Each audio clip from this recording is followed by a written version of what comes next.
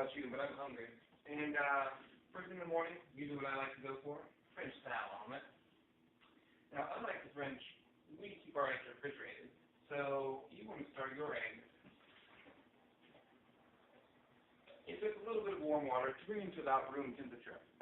If they're not at room temperature, just the longer that it takes for them to cook in a pan, the more likely they are to become just chewy and rubbery when you're eating them. So take your eggs, always crack them at a nice flat surface so you don't have to not driving shrapnel up into the egg.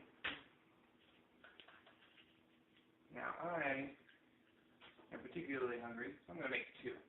I found that a good ratio of eggs to omelets is about 2.5 eggs per omelet. But since I've never found half of an egg, I'm just going to go ahead and go with 5 to make two. Now, just to help with that, like if you're only making one, I generally would use 3 eggs. When you go up to 5, use, or for 5 for 2 eggs, 8 for 3, 10 for 4, and so on. Use the 3-2 method to get you to about where you want to do. Once you've got your eggs in there, just a little bit of salt. Regular table salt is fine because it will dissolve quite well in the egg mixture. We'll get the pan warm ahead of time, just because, again, the less time that it takes to cook, the more likely you'll have eggs so nice and fluffy, which is, at least according to VeggieTales, the definition of what an omelet is. That was enough. Maybe just a dash more of salt. And if, like me, you've got some fresh herbs, you can just go ahead and blend some of those in ahead of time. We'll save most of those for the end, but adding it now will just add even a little more flavor to the eggs. I generally mix with a fork instead of a whisk on this just because it produces less air.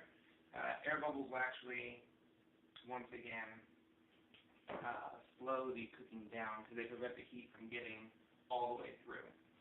Alright, now take a little bit of butter, again at room temperature if you can help it.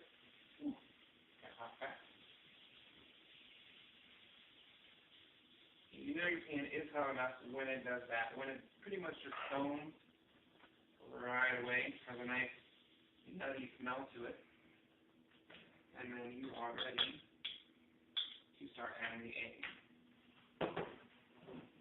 Alright. First thing you do, got a minute, that one might just be real big, is stir. Just for about 5-6 seconds, you want to get a real good stir going.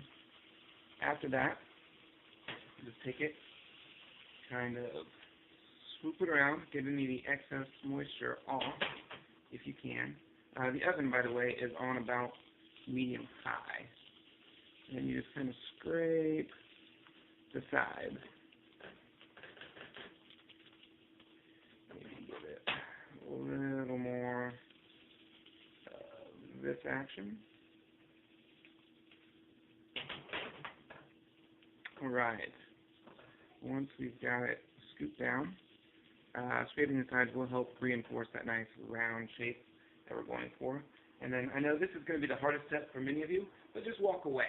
Leave it alone for a good 10 to 15 seconds because there's not going to be anything that you can do to the pan right now other than perhaps crack it, burn it, overall just turn it into scrambled eggs, which is nice, but not quite what we're going for. While that's doing its magic, go ahead and grab out the plate. You're going to want to evacuate it immediately to the plate in just a moment. Now, if you're wanting to add stuff, this is where you want to do it. And you always want to have your stuff pre-cooked because the omelet already has a hard enough time doing what it's doing. So, maybe a little bacon, mushrooms. You don't want to overdo it just because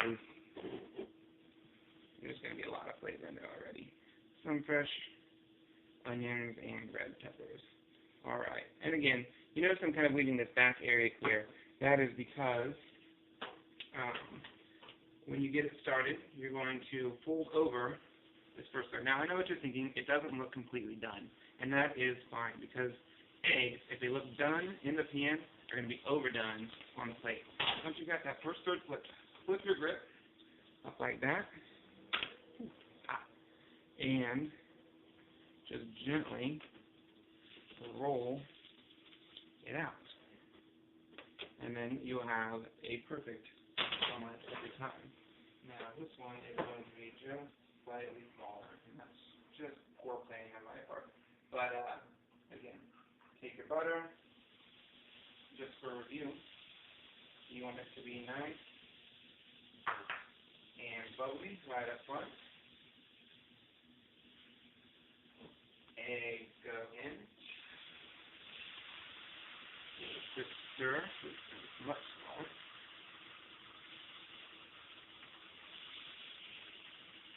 Just to help get it so light and fluffy. Alright, and then again, this will help reinforce our shape, even though with less eggs, it didn't want to do that. Scrape around the edges. Help get it off again.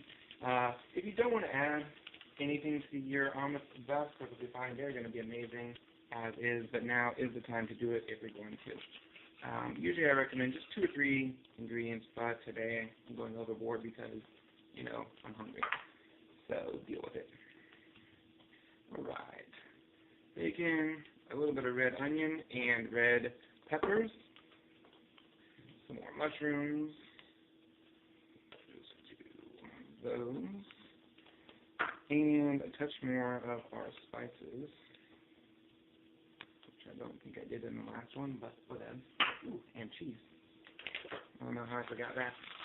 Cheese I really like, and I am getting dangerously close to those being overdone. So, pull it off the heat. Go ahead and fold over a third. Kill our heat now. Change the grip.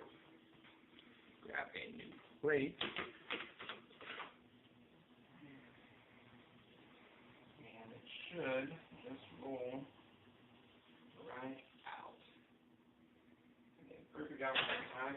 If you just happen to have cooked, I don't know, some potatoes with red onions, peppers, bacon, some spices, all that stuff is going to accompany very nicely what we've already got on here. And then you've got one of my absolute favorite meals for early in the morning. So, just a little bit of know-how, you can turn any egg into the perfect omelet. Hopefully you enjoy.